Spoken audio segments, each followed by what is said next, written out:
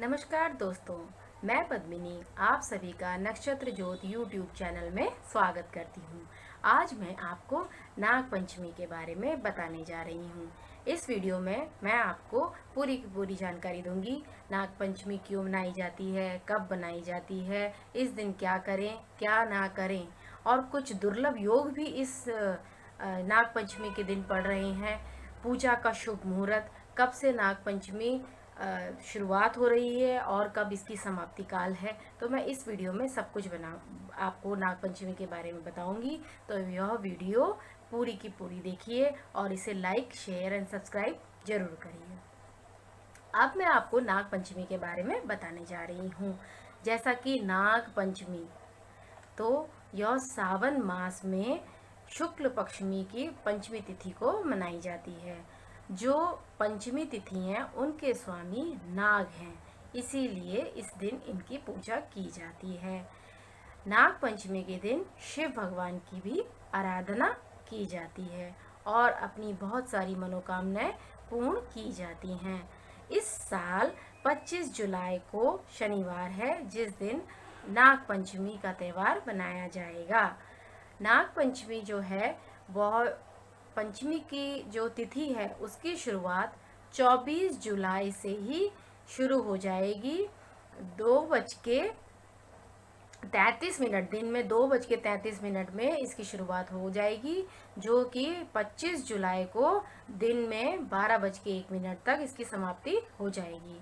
और पूजा का जो शुभ मुहूर्त है 5:38 से स्टार्ट होएगा और 8:22 पे समाप्ति हो जाएगी। तो आप इसी दौरान, जो मैंने आपको पूजा का समय बताया, उसी दौरान नाग पंचमी की पूजा करिए, तो आपको जरूर शुभ फल की प्राप्ति होगी। और दोस्तों, एक और बात, इस दिन एक बहुत ही दुर्लभ योग बन रहा है। नाग पंचमी का जो पर्व है वह इस साल उत्तरा फाल्गुनी और हस्त नक्षत्र के पहले चरण में बन रहा है, जो कि शास्त्रों में कहा गया है अगर इस दिन काल सर्प योग की पूजा की जाए तो उससे मुक्ति जरूर मिलती है। और मंगल जो है वह वृश्चिक लग्न में है और इस दिन भगवान कल्कि की भी जयंती मनाई जाएगी। अब मैं आपको बताती हूँ कि जो नाग पंचमी की पूजा हमारे देश में क्यों बनाई जाती है, भारतवर्ष में नाग पंचमी की पूजा क्यों की जाती है। तो आप सभी लोग जानते हैं कि जो भगवान शिव हैं उनके गले में आभूषण की तरह जो नाग देवता हैं वो लटके हुए हैं, विराजमान हैं, तो शिव भगवान की हम पूजा जरूर करते हैं।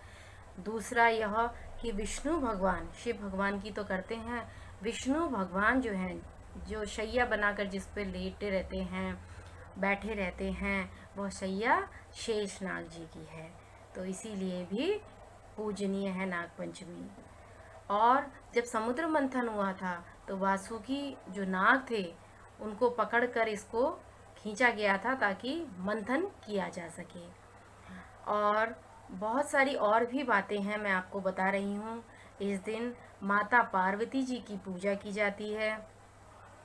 जो मनसा देवी हैं उनको भगवान का एक अंश माना जाता है और नागों की देवी भी कहा जाता है। और वासुकी जी की बहन भी हैं मनसा देवी, तो इस दिन मनसा देवी जी की भी पूजा की जाती है। इसके साथ साथ भारत एक बहुत बड़ा कृषि प्रधान देश है।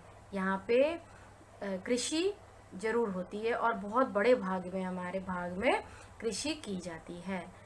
तो जब कृषि होती है तो सावन के महीने में धान की खेती की जाती है।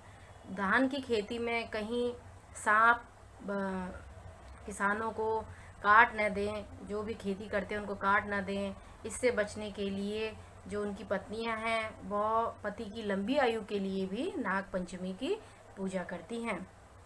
और वर्षा ऋतु में क्या होता है कि जो सांप होते हैं उनके बिलों में पानी भर जाता है, जिससे वो सुरक्षित जगहों की तलाश करने लगते हैं और सुरक्षित स्थान खोजते खोजते घरों की ओर दौड़ने लगते हैं और वहाँ पे अपना आश्रय ढूंढने लगते हैं। तो हमेशा सांपों का भय बना रहता है, जिससे बचने के लिए भी नाग पंचमी जी की पूजा की जाती है। इसलिए भी पूजा करी जाती है क्योंकि जो सांप है वो हमें फसलों की हमारी रक्षा भी करते हैं, और वह चूहों को खा जाते हैं। जो चूहे होते हैं वो किसान जो फसल है उसको बर्बाद कर देते हैं। तो इसीलिए इस दिन नागों की इसलिए भी पूजा की जाती है। अक्षय पुण्य की प्राप्ति होती है, काल सर्प योग से हमें मुक्ति मिलती है, हमारी जो पीढ़ियां हैं वो सुरक्षित रहती हैं, सांप का जो भय है वह मर जाता है और हमें नहीं होता कभी भी। और किसी जातक के कोई घर में अगर कोई सदस्य सांप के मारे जाने से मर जाता है तो उस जातक को जरूर ही 12 महीने मतलब पूरे साल में जितनी भी पंचमियाँ पड़ती हैं उस दिन नाग पंचमी की व्रत पूजा जरूर करनी चाहिए।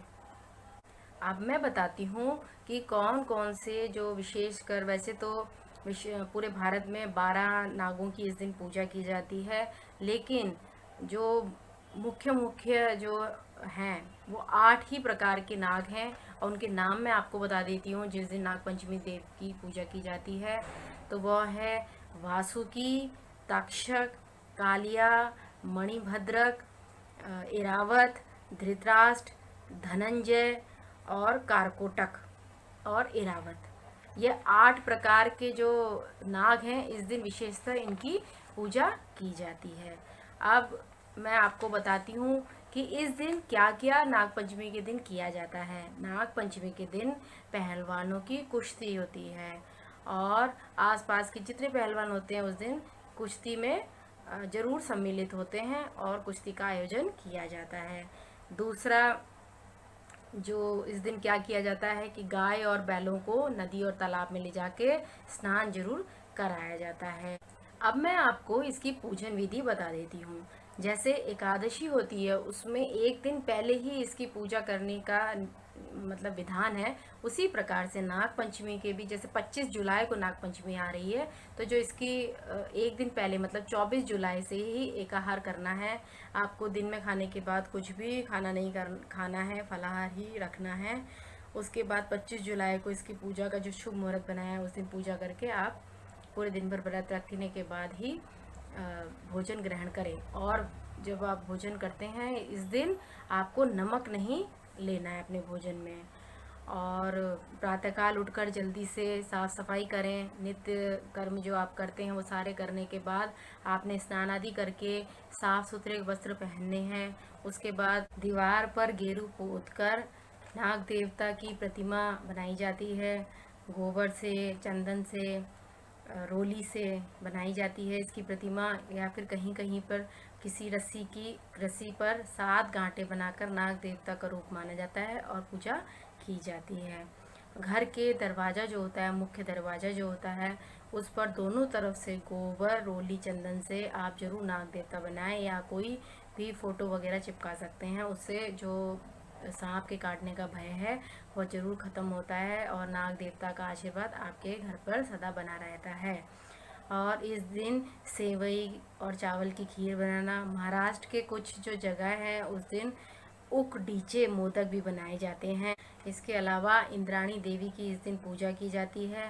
बाम्बी यानी कि जो नाग देवता का निवास स्थान है वहाँ पर कटोरा भरकर दूध रखना चाहिए ताकि उनका आशीर्वाद हम पर बना रहे।